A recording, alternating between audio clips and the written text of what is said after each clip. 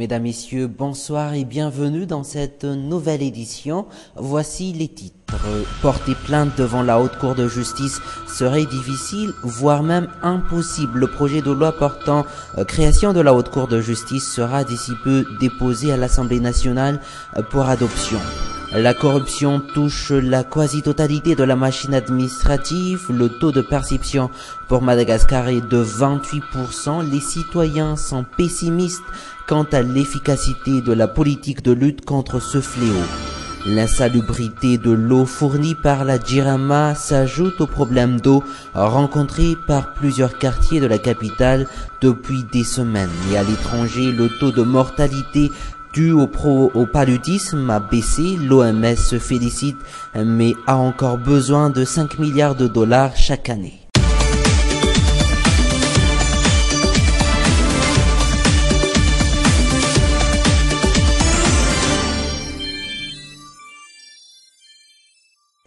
Et comme annoncé dans les titres, le Conseil des ministres a adopté le projet de loi portant création de la Haute Cour de justice, un projet qui fait déjà débat alors qu'il est prévu qu'il soit remis à l'Assemblée nationale la semaine prochaine. Nous allons y revenir, mais d'abord, quels sont les points clés de ce projet de loi, les détails dans ce reportage.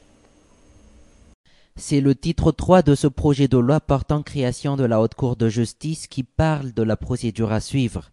L'article 4 est clair, seuls les électeurs régulièrement inscrits sur la liste électorale et ayant participé au vote lors de l'élection présidentielle peuvent porter plainte contre le président de la République en exercice. Mais cet article parle également de la nécessité d'obtenir la signature de 500 maires, de 50 députés et de 30 sénateurs. Et seulement après et avec les preuves que le plaignant peut déposer la plainte au greffe de la Haute Cour de justice qui se chargera de la transmettre auprès de la médiature. Cette dernière la transmettra ensuite à l'Assemblée nationale pour le déclenchement éventuel de la poursuite. Ce projet parle également d'une commission de plainte au sein de la Chambre basse chargée d'étudier exclusivement la plainte en question. Cette commission recevra la plainte avant toute décision définitive.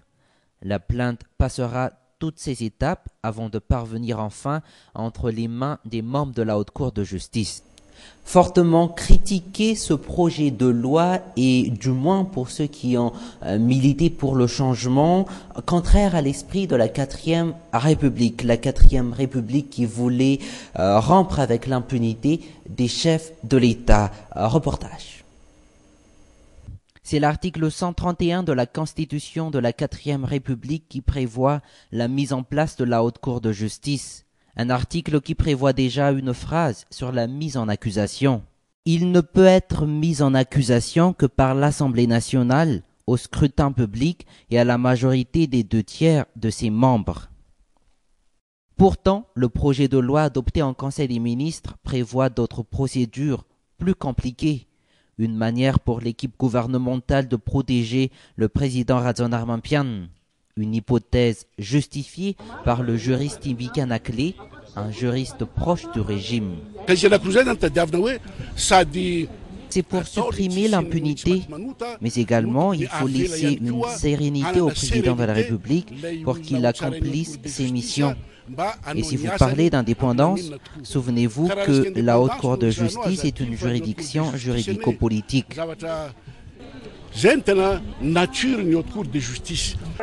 Vouloir protéger le président de la République par des questions procédurales, pour les militants de 2009, c'est contraire à l'esprit de la 4e République.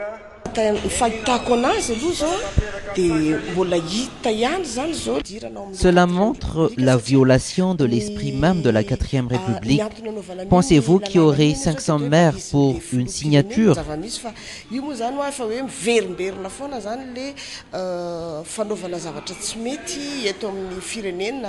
Protéger le président de la République en compliquant la procédure à suivre devant la Haute Cour de justice serait pour les observateurs une violation de la Constitution, pire, une trahison à la révolution de 2009.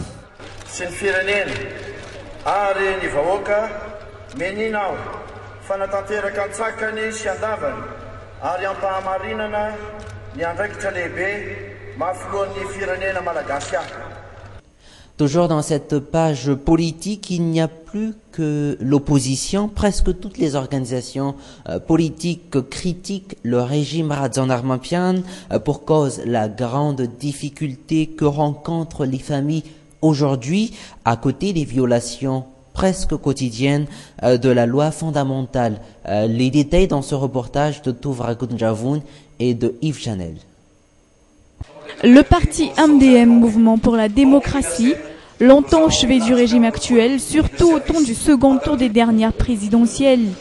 Les temps changent au sein du parti. L'on ressent aussi aujourd'hui les défaillances du régime Razan Armampian. Le pays stagne au même point avec des dirigeants incompétents qui ne s'intéressent guère au peuple, ce qui fait même fuir les bailleurs de fonds.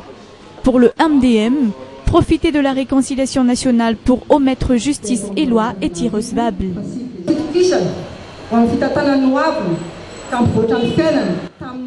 Ceux qui l'ont élu ont fait entièrement confiance au président pour les sortir de la pauvreté. Mais lui, il les a complètement oubliés une fois monté au pouvoir. Toutes ces promesses faites au peuple ne sont donc que mensonges. Réconciliation nationale, le Tangalamen y met également son avis. La réconciliation concerne uniquement les Malgaches. L'ingérence des étrangers, le pays s'en passera.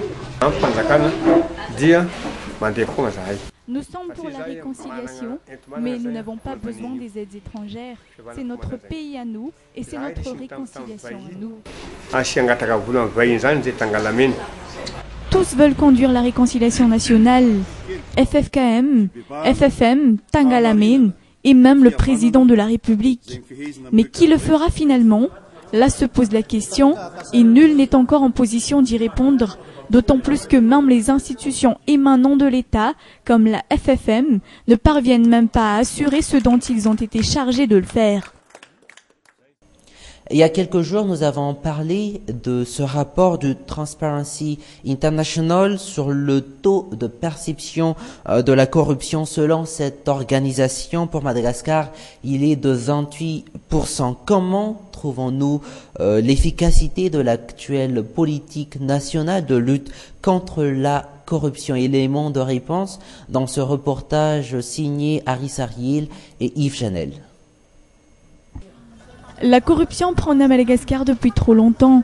Réduction et suppression de la corruption, l'État est loin du compte. Jusqu'ici, leur statut de menteur et de corrupteur des politiciens les décrivent bien. Beaucoup pensent que la corruption touche même les structures anticorruption. L'État devrait faire des efforts car la corruption règne partout aujourd'hui. Moi, personnellement, je pense que la loi ne s'applique pas aux vrais corrupteurs. Je n'ai jamais eu confiance en l'État dans la lutte anticorruption. Le directeur général du bureau indépendant anticorruption lui-même l'admet. Un long chemin reste à faire. La mise en place des structures en vue de supprimer définitivement la corruption est en voie d'élaboration.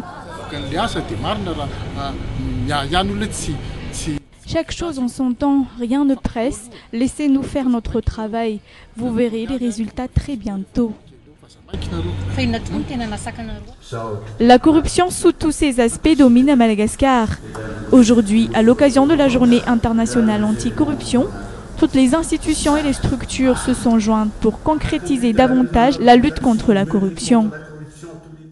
Depuis le début de la saison des pluies, l'eau du robinet a pris une couleur grisâtre, un peu malpropre aux yeux des mères de famille. Face à cela, que font les foyers?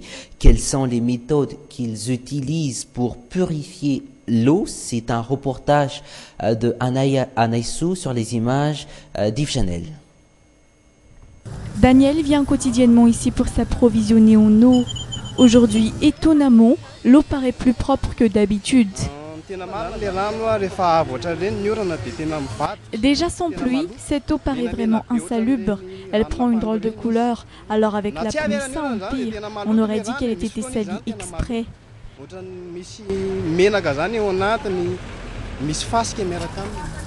Comme tous les ans, l'eau paraît malpropre depuis les débuts de la saison pluvieuse. Elle prend une couleur grisâtre. Tous essaient de l'épurer autant que possible avant utilisation.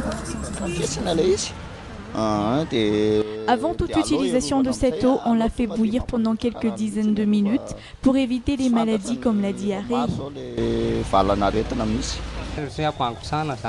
Il faut la faire bouillir, surtout avant de donner à boire aux enfants.